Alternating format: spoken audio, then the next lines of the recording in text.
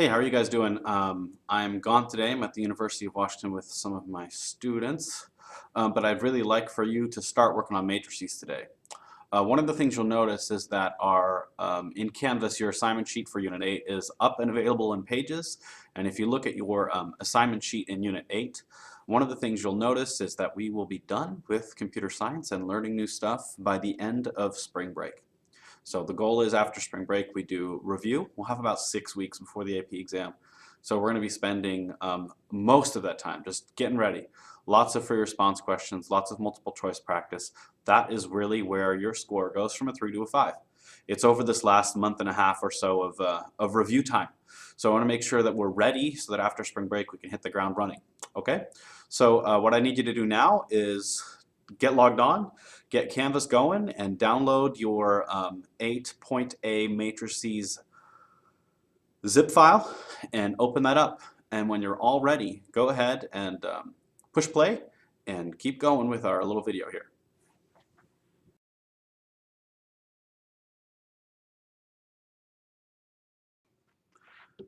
Hi, welcome. So this is the Unit 8 assignment sheet. You can see today is Monday, 3/11. You're going to start on matrices 8.A. So you're going to learn what a matrix is today. A matrix is nothing more than just an array that contains other arrays.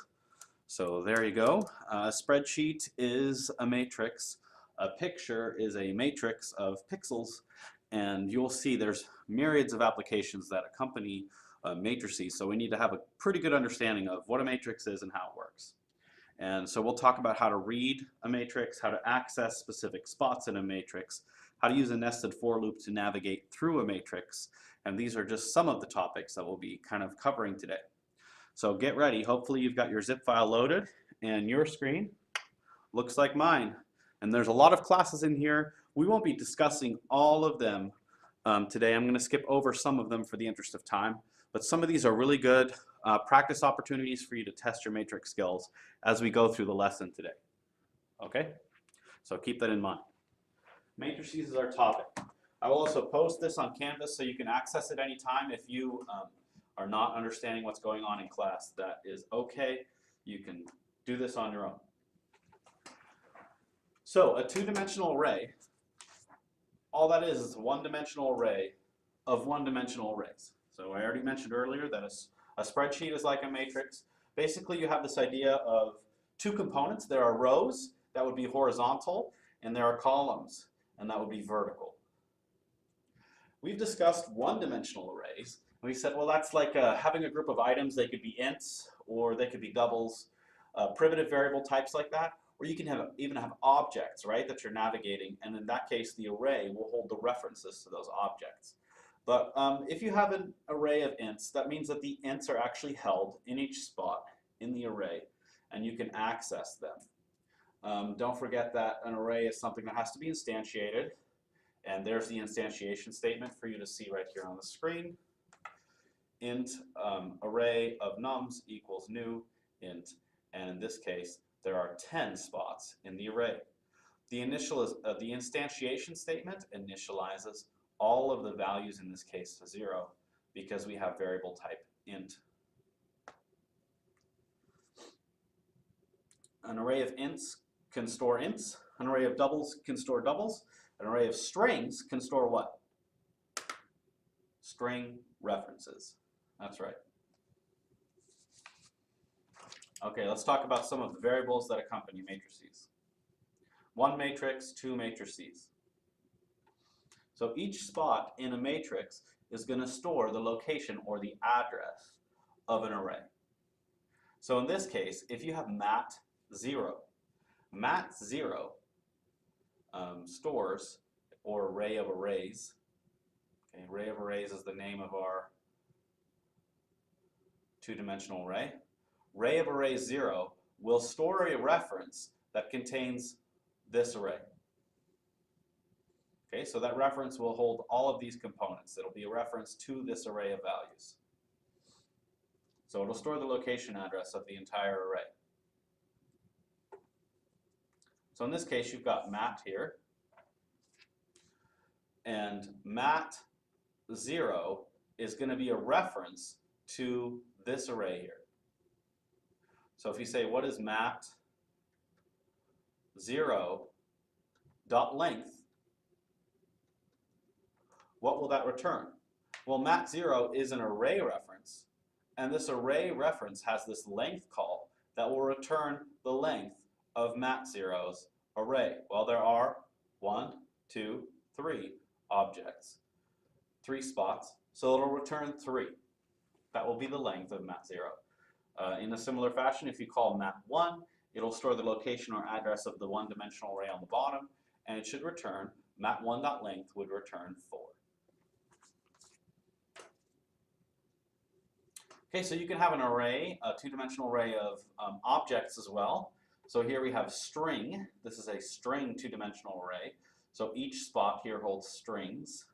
A string reference is what it's being held in there. And when you instantiate this thing, you're going to initialize all these values to null because they are references. Okay.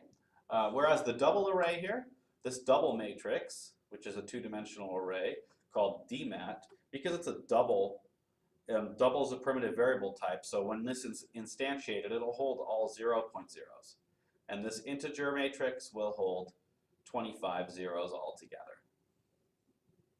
Just to give you an idea, this 4 by 4 here just means you've got 4 rows and 4 columns. The first one is rows, the second one is columns. So there'll be 4 here, 4 here. 4 by 4, and because these are this is strings, these are all nulls here. How many nulls are there? There are 16 of them throughout the array. Okay, let's talk about printing matrix values. So here I wanted to show you what matrix. We'll open matrix2.java. We'll kind of take a look at it, and then we'll go ahead and compile it and run it together. So matrix2.java here. Matrix 2. Go ahead and click on that one. Okay, you'll see that we have a two-dimensional matrix here, two-dimensional array, 5, 7, 9, 2, 1, 9, various values. It's not a square array, so the number of columns and rows don't exactly match perfectly. And what you have here is these various out.print statements. So what I'd like you to think about here, keeping in mind that the first one is rows and the second one is columns, I'd like you to go ahead and pause this video and write down what you think will be output when we compile and run this. Go ahead and push pause.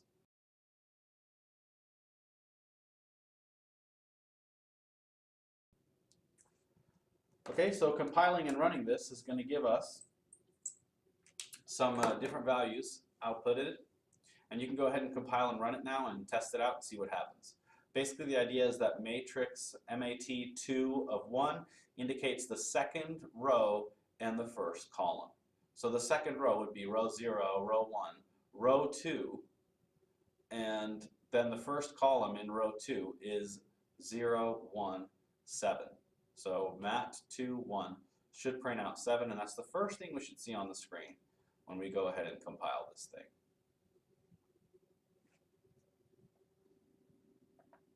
And run it. Okay, so you see the 7 there. Now you can check your other values, see how close you were to being accurate. Okay, so this is the way that we go around in identifying specific elements or spots or items in the array, if you will.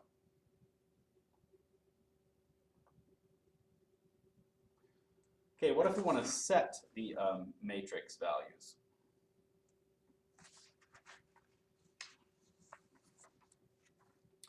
So if we want to take an integer array, two-dimensional array called mat, here we are instantiating a 3 by 3 matrix with new int 3, 3. So mat of 0, that first one tells us which row. So which array are you wanting to call? And that second one is which spot in there. So we want the 0 array, that's the first one here. And which spot do we want? We want spot 1, and that's going to fill it with 2. So you could do this for the entire array and call each individual element in here with this format and fill your array that way. Is that an efficient way of filling your array No, especially when the arrays are particularly large and you've got a matrix with many columns and many rows. There are more efficient methods, okay? But this is one way that you could start filling the thing up. So you could do this, and you could keep doing this, and you could keep filling the array in this manner. But of course, the most efficient way to fill our array is to use a nested loop. And we've used nested loops in this class quite a bit before. So let's take a look at, again, what it will look like when we open nested4.java, just to give us an idea of what a nested for loop is going to look like.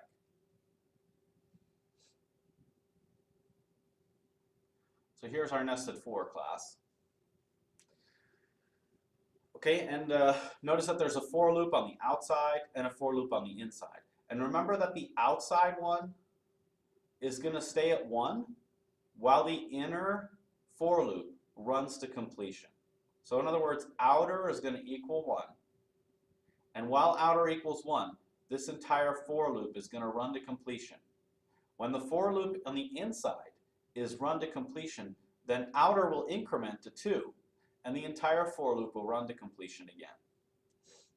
So go ahead, take a few minutes here, press pause here in a second, and print this out, see what you think will show up on the screen before you print it, and then modify stop a few times, change your stop value to some different numbers, and experiment with this a little bit. Go ahead and push pause now.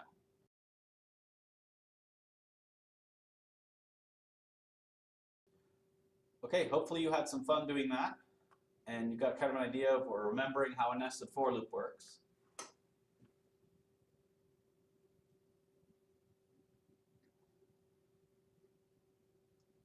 So now we're going to talk about how to process with loops.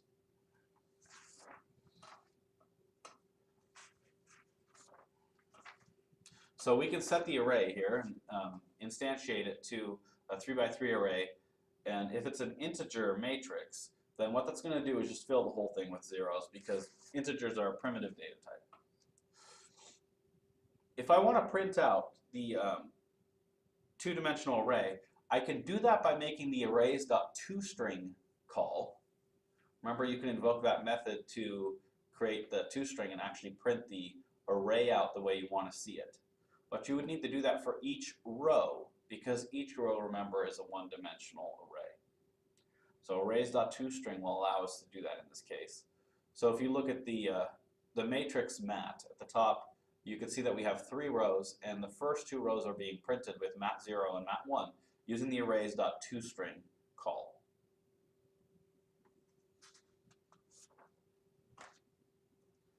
If I wanted to print all of the spots in the array, some type of loop has to be used that contains a variable that increases and decreases so that each spot in the array can be visited. Okay, so I can use a for loop. This is a traditional for loop that starts at r equals 0. R is less than nums.length, so what will that do? It'll take our array, which is nums here. It's a one-dimensional array. It'll determine the length, and it'll stop at the end before it reaches the very end of length, which would be the last spot in our array. And it will print here on a different line each of the values in the one-dimensional array. So what does this look like when we scale it up and we make it a two-dimensional experience? So how are we going to consider this? Well, the first thing we consider is the innermost loop. So that would be like for c is 0, that's an int. I'm going to go from c is 0 to c is less than mat of 1.length, c++. And that will print out mat1 of c. So what does that mean? It means that it's going to access mat1. Well, mat1 means the first row, row 1. This is row 0. The first row is row 1. 5, 3, 4, 6. Row 0, row 1. So that will start at the first spot in there, mat1, 0. That's where it'll start. And that's how it gives us the 5 there. And then this entire loop runs to completion. So c is going to increment to 2 or to 1, and it'll give us the 3. And then it'll increment to 2, and it'll give us the 4 spot. It'll increment to 3 and give us the 6 spot. And of course we need like an outside loop. And this outside loop is for being able to access every single row. So right now with this first loop, we're only accessing the first row, row 1, which is 5, 3, 4, 6. But I want to be able to do this for the other rows as well, so I can get the whole thing out. So I need to take care of that, get rid of that. And I'm going to write this in a more generic way. So instead of having like mat of 1, I'm going to replace it with mat of R. Because R is going to keep track of the rows. It's going to start at row 0, and that's going to allow us to get 5 and 7. And mat of R dot length changes depending on where we are with R. So if R is 0, then mat R dot length is going to return 2. So we'll start at 0 and then stop at 1. But when we get to the second row, our R is now incremented to 1, and so it's going to change. And we'll be able to get mat of R dot length equaling 4. So it allows us to print every single spot in the array that way, because R is changing and so is C.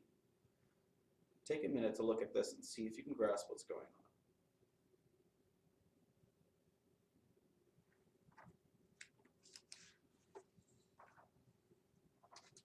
Okay, what really works best when doing these is the for each loop. Works wonders. And it's a great tool to print out a matrix. So this is a for each loop and what it would look like in a for each loop. So this is an integer array row. You're saying for every integer array row in mat. So that's this array, this array, this array.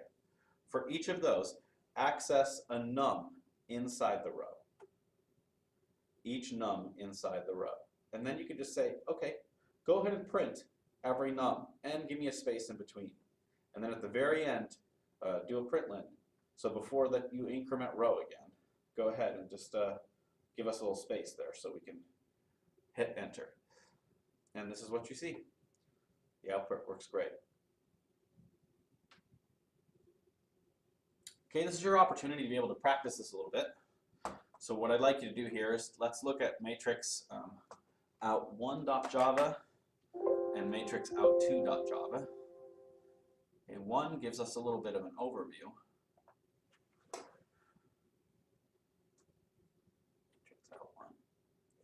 So this gives us a little bit of an overview of the toString method that we were talking about earlier for printing stuff out. What I'd really like you to focus on, though, is this matrix out2.java file.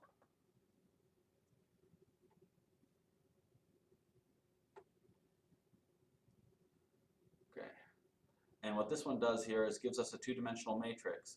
And there's a little bit notation here. This printf, remember that print format method, is going to give us 3 spaces in between each of these.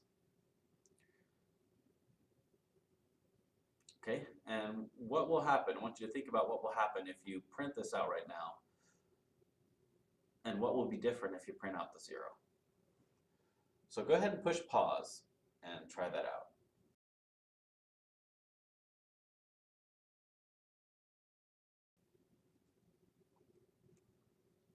Okay, if you take a look at matrix out 3, so what matrix out 3 requires you to do is to actually write the for loop, the nested for loop, that's going to allow us to print this expected output that you see at the bottom.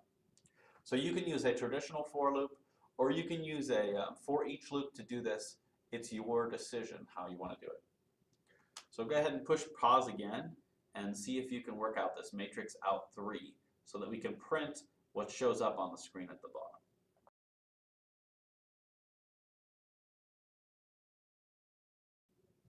Okay, so after you are finished with that, you could do a traditional for loop or a for each loop. You just need to make sure you have some spaces. So there's the system out print because you're printing out this row. The idea is that you want to be able to show row 0, put some spaces in there, and then print out the data. So this C here stands for column because it's incrementing the columns. The R stands for row because we're starting out with row. And then I want to make sure that I have this mat of r.length so that for row 0, I'm going all the way to the end of row 0, all the way to the end of the row 1. Why do you need to have this mat of r.length? Because you may not have something that always has 4 columns in each row. So that allows you to compensate for that and make sure you print all of the stuff. Make sure you put a little blank in there to indicate this, and then put a println at the end of your inside loop so that you're going to go to the next line with your next row. Okay, there's matrix out 3. If you have some time, matrix out 4 is a really good one to look at too. And it would also be good practice to try to take matrix out 3 and write it with a for each loop instead of a nested for. You can look at the PowerPoint for that as well. Okay, so now we're going to discuss how you can take these matrices here, and let's say that I want to search for a value inside of the matrix. So I want to be able to go through every row, every column, search for a specific value, and if there is such a value there, I want to be able to keep a counter. Okay, and searching for values in an array or in a matrix is a common process that's often tested on the AP Computer Science A exam. So you want to make sure that you know how to do this. So when you're doing this, you've got a matrix at the top. You usually set some sort of count or counter at the top that you can initialize to 0. And then you're going to use that nested for loop, just like you would if you were printing out the values. But instead of doing a system out println inside, you're going to have an if statement. And that if statement is going to look to see whether or not at the particular row and particular column, if that value there equals the search value that you're looking for. In this case here, it's 5. And if 5 is found, then we're going to increment our counter. At the end, after we're done with our last outer loop, we're going to print what the 5 count is. Okay? In this case, when we go ahead and run this thing, we should be able to come up with a 5 count of 2. That's what our output should become. So let's go ahead and open matrix count, matrix search.java, and you'll get to see kind of what this looks like. Here's matrix search. Your task is to write here change the code around here so that we actually are going to find what our matrix is looking for. So we're looking for how many 7s are in this 2-dimensional array that's provided at the bottom. So go ahead and pause this and work that out.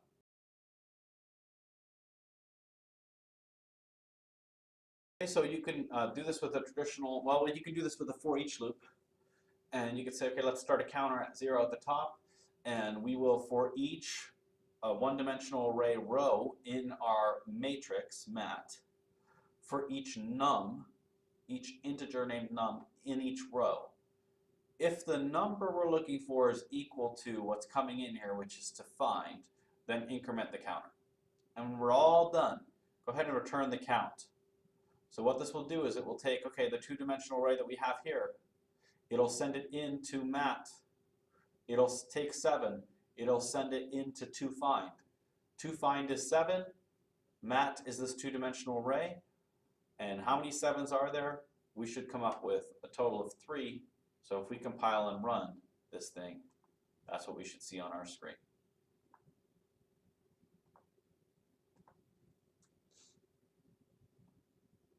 Okay, there we go. So that's how you traverse a matrix to search for a value. What if I wanted to traverse the matrix to add up values?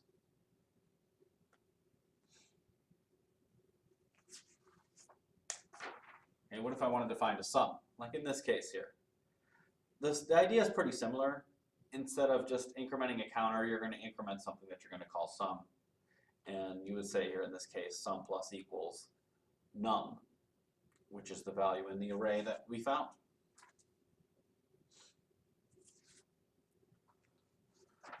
Okay, we can also have a matrix of references. So just like we can have a matrix of ints or doubles or any other primitive data type, we can have a matrix of references if our matrices are storing objects. So classes are used to store related methods and variables. And in this case, we've got a class, a basic class, dog. And you can see dog has a few instance variables, age and name. These matrices here can store references to objects. This is going to allow us each spot in the matrix to house more than just a single value. Okay, each spot can house multiple values and methods, all of which could be contained in a class. So here we have a 2-dimensional array called herd. and you can make her a new dog. Notice that the instantiation is broken into two parts. So just like you can have an instance variable that's an array, you can have an instance variable that's a matrix or a two-dimensional array. And this top part would be private dog herd, and that would be at the very top with your instance variables. That would be defined. And then when you assign it, this is what it looks like in the constructor.